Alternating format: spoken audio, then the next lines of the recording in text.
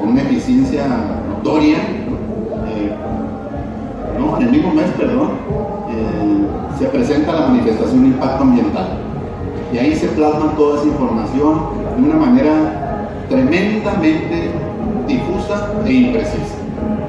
En ese documento que me tocó revisar y que yo creo que es de los exámenes más difíciles que he revisado, me costó muchísimo trabajo entender por qué se manejaban volúmenes que iban desde 1.75 hasta 30 millones de metros cúbicos cuando hablaban de lo mismo, de la misma planta cervecera, de las mismas 400 hectáreas, del mismo volumen de producción de cerveza.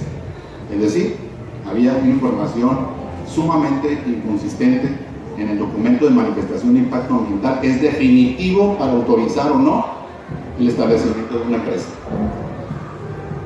Y ahora sí se prenden los focos rojos, porque a partir de mayo del 2016, abril del 2016, mismo abril, pues la Secretaría de Protección al Ambiente, es decir, la instancia encargada de revisar la manifestación, la da por aceptada, condicionada, pero aceptada. Y esto sí es de preocupar fuertemente. Obviamente entendemos que es parte de los promotores. La SPA estatal pues depende del Ejecutivo, y la SPA le tocó calificar el manifiesto de impacto ambiental. Hubo 3 elementos que calificó condicionados la manifestación de impacto ambiental. O sea, no pudo tolerar tanta inconsistencia ellos mismos. Y dijeron, encontramos en la manifestación de impacto ambiental aceptada, pero tienes que corregir. Inciso A, que me digas con claridad, cervecera, cuánta superficie de tierra vas a utilizar, porque no me dices cuánta vas a utilizar con claridad. En una parte me dices 323, en el mismo documento, en otra me dices que 388.5 hectáreas, en otra me dices que 391, en otra me dices que 396, y en el documento del INTA dices que 400. Entonces necesito que me digas cuánta superficie y que me digas también cómo vas a conseguir los derechos de cambio de uso de suelo.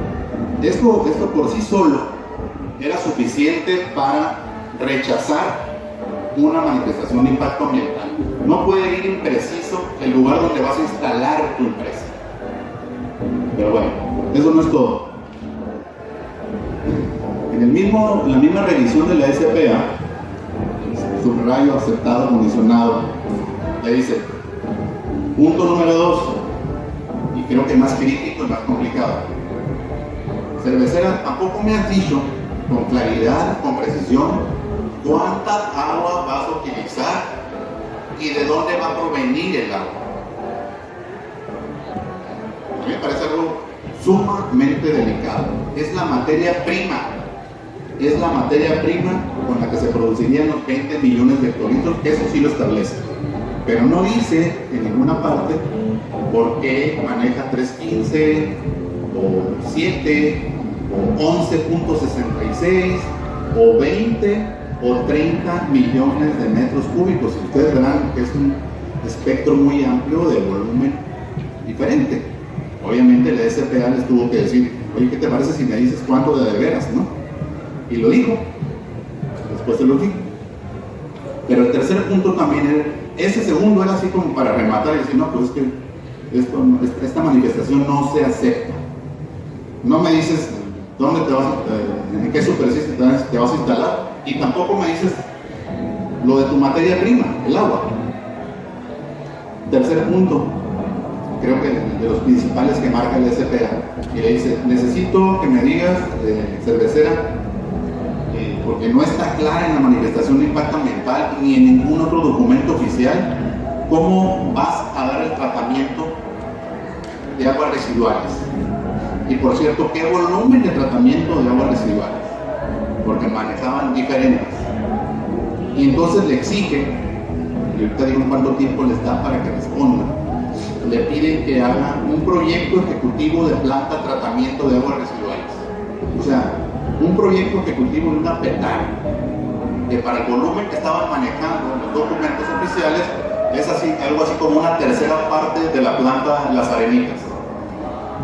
Para estos 3 puntos, lo del suelo, lo del agua y lo de las aguas de rechazo, la SPA le dice, en 30 días me tienes que resolver todo.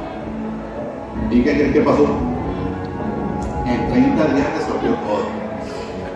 En 30 días resolvió cuánta superficie de tierra, con todo y permiso, qué cambio de uso de suelo, qué volumen, porque en la respuesta de mayo del 2016, la empresa responde a SPA sobre los condicionantes.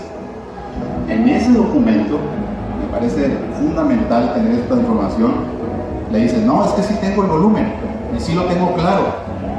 De hecho, tengo un convenio de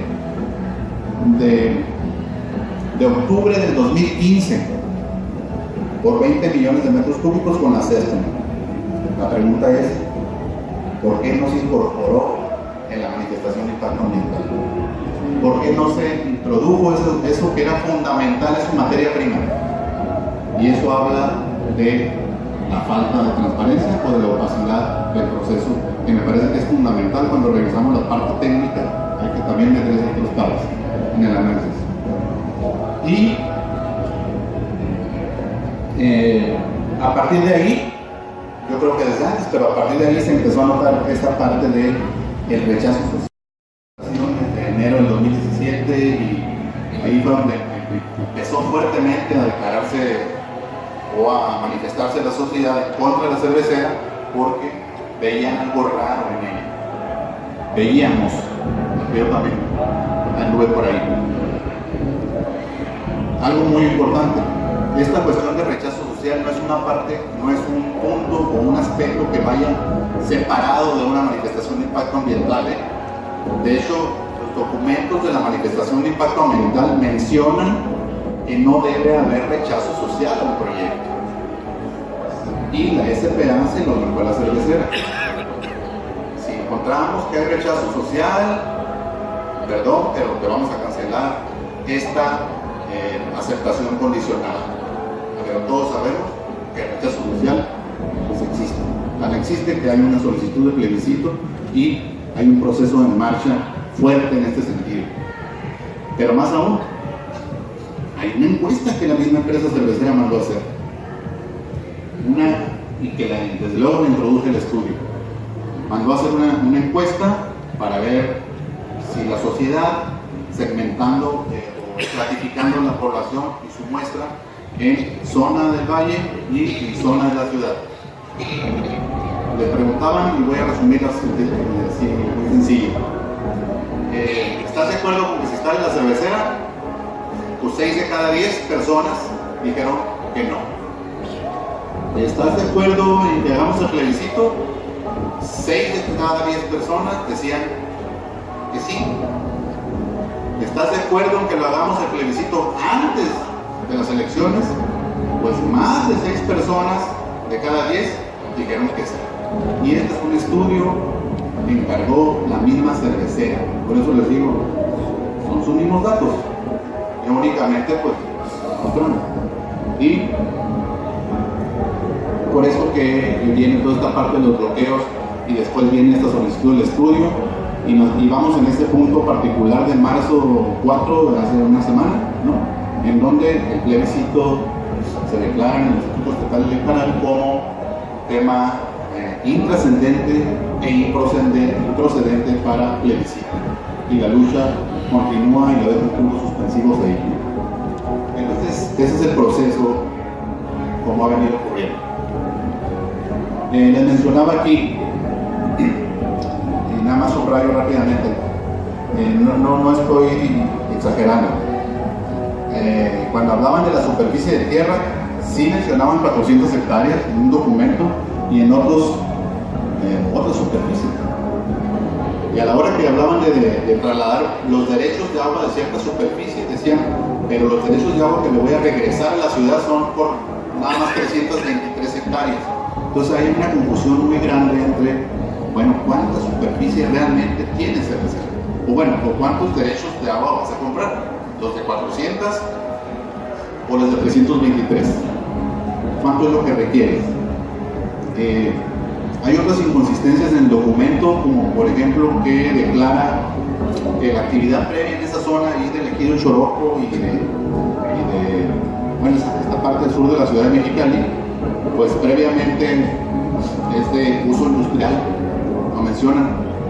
Bueno, sabemos que en esa parte hay producción agrícola, de hecho hay canales de riego en esa parte.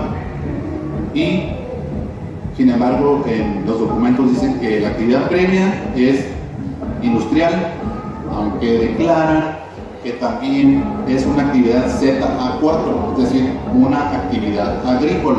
Entonces, sí me daban muchas ganas de decirles, entonces ¿es industrial o es agrícola? Porque estás diciendo las dos cosas, hablando del tipo de tierra. O desconocían la vocación regional, o no sé quién habrá hecho la manifestación de impacto ambiental, pero seguramente no era de aquí.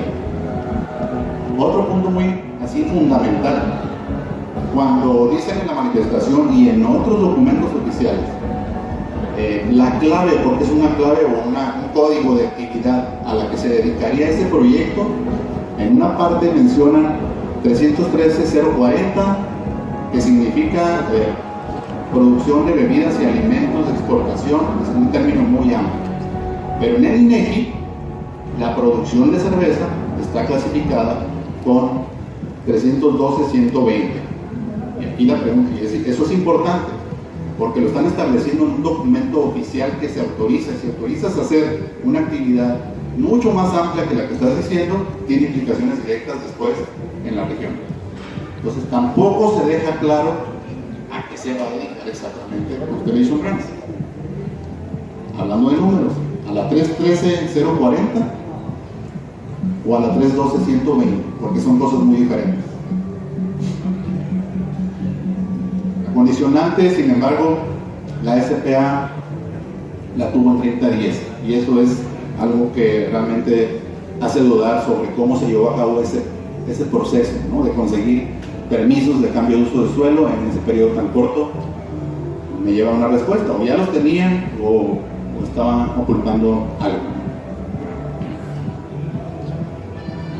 Y hablando de desconocimiento, bueno, únicamente para ilustrar, ¿no?, ahí donde nos vamos a ubicar, en el sitio Constellation Brands, la zona de pozos al noreste del Valle de Mexicali, y creo que los que menos sabían o conocían el Valle de Mexicali eran las personas que hicieron el estudio de manifestación de impacto ambiental, porque hacía sobrevuelo, se notaba que desconocían hasta lo más básico de la región. Pero nosotros sí la conocemos bien y sabemos qué problemática existe y qué complejidad existe en torno al manejo del agua en la región. Ellos lo único que necesitaban era una ubicación estratégica, y este punto lo mencionaron desde el primer día que vinieron a Mexicali en abril del 2015, porque trajeron su propuesta, pero con una lista de cosas. No crean que fue, oye, habrá un espacio por ahí para mí o algo. No, ellos traían requerimientos específicos de estar cerca de las vías del tren, tener conexiones de electricidad, tener mano de obra, tener acceso a los materiales para la construcción, tener cercanía con la línea fronteriza. Es decir, no era cualquier lugar que querían, era un lugar particular, y es un lugar que se les facilitó con muchísima velocidad sospechosa. Y ahí está. Eso sí sabían ellos, que se les iba a dar. El otro, mencionaba hace un momento, y aquí subrayo, las cuestiones que tienen que ver con estimaciones del consumo y abastecimiento de agua. Fue uno de los puntos que revisamos con detenimiento, porque se habían hecho muchísimas declaraciones en diferentes documentos sobre cuánta cerveza se iba a producir, y nosotros encontramos en efecto los tres números, 5, 10 y 20. Lo que pasa es que no decían, siempre dijeron que iban a tener nada más una producción de 5, de hecho lo siguen manteniendo.